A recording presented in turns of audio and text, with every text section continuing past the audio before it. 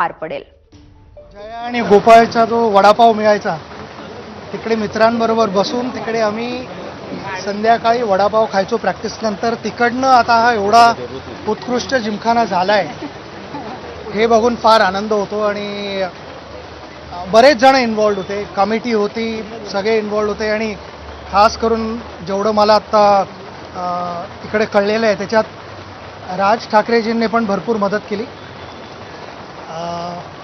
नुसतं परमिशन घ्यायला नाही पण I think he was also involved in designing आणि सगळ्या छोट्या छोट्या गोष्टी.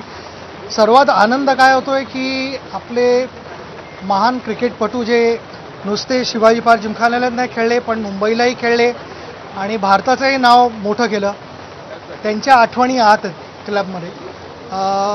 एक ट्रेडिशन जे आपलं आत्तापर्यंत शिवाजी पार्क जिमखान्याचं आहे ते रिवाईव्ह केलेलं आहे, तसंच ठेवलेलं आहे. आणि मॉडर्न गोष्टी आहेत. सर्वात इम्पॉर्टंट गोष्ट इथे मला बघून जो आनंद झालेला आहे तो मुलींसाठी इथे ड्रेसिंग रूम्स केलेले आहेत, चेंजिंग रूम्स केलेले आहेत. त्या मला वाटत नाही फारशा कुठे झालेल्या आहेत आत्तापर्यंत.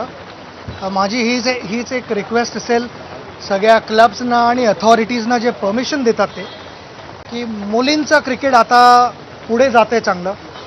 वेगवेगळ्या टुर्नामेंट्स इंट्रोड्यूस होत आहेत तर मुलींसाठी चेंजिंग रूमसाठी